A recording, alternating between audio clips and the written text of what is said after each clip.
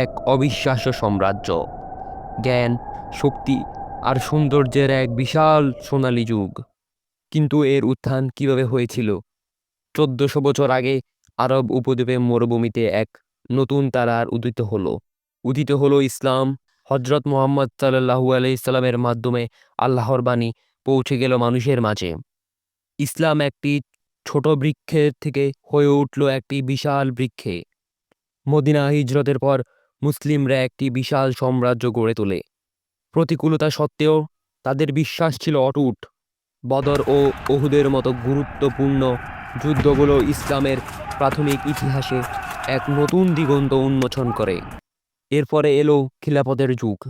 ন্যায় বিচার, জ্ঞান এবং সমৃদ্ধির এক নতুন দিগন্ত উন্মোচিত হলো। উমাইয়াদের হাত ধরে ইসলামিক সাম্রাজ্য বিস্তৃত হলো স্পেন থেকে ভারত পর্যন্ত। আব্বাসীয়দের সময়কাল ছিল ইসলামিক সভ্যতার স্বর্ণযুগ। বাগদাদ হয়ে উঠল জ্ঞান, বিজ্ঞান ও সংস্কৃতির কেন্দ্র। বায়তুল হিকমাতে গ্রিক, ভারতীয় এবং অন্যান্য প্রাচীন জ্ঞান অনুদিত হলো, যা মুসলিম পণ্ডিতদের নতুন গবেষণায় সাহায্য করল।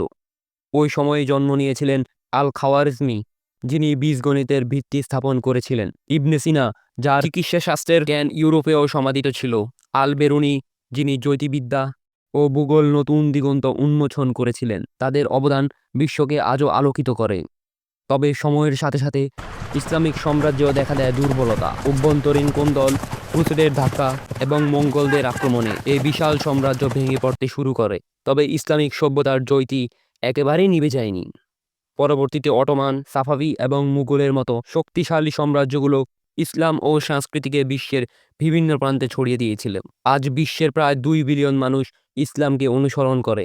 তাদের সংস্কৃতি, জ্ঞান এবং মূল্যবোধ বিশ্বকে সমৃদ্ধ করে চলেছে। বিজ্ঞান, প্রযুক্তি, শিল্পকলা, জীবনের প্রতিটি ক্ষেত্রেই মুসলিমদের অবদান অনস্বীকার্য। ইসলামের ইতিহাস শুধু একটি ধর্ম বা সাম্রাজ্যের গল্প নয়, এটি জ্ঞান, সহিষ্ণুতা এবং মানবজাতির অগ্রগতির এক দীর্ঘ উজ্জ্বল অধ্যায়। এর শিক্ষা আজও আমাদের পথ দেখাতে পারে। যদি এই সম্বন্ধে ইতিহাসের আরও গভীরে যেতে চান, তবে আমাদের চ্যানেলটি সাবস্ক্রাইব করুন এবং কমেন্ট করুন।